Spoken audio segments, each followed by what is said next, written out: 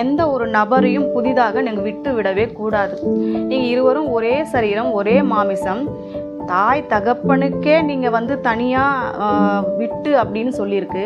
அப்படி இருக்கிற பட்சத்துல நீங்க நண்பர்கள் இடத்துல குடும்ப விஷயங்களை சொல்லக்கூடாது. அப்படிதான் இப்ப இருக்கிறவர்கள் வாழ வேண்டும். ஏன்னா ஒரு சண்டை வரும்போது நம்ம என்ன பண்ணணுமா, அதாவது கணவன் அதிகமாய் கோபமாக இருந்தால் மனைவி விட்டு கொடுத்து தாழ்ந்து போக வேண்டும்.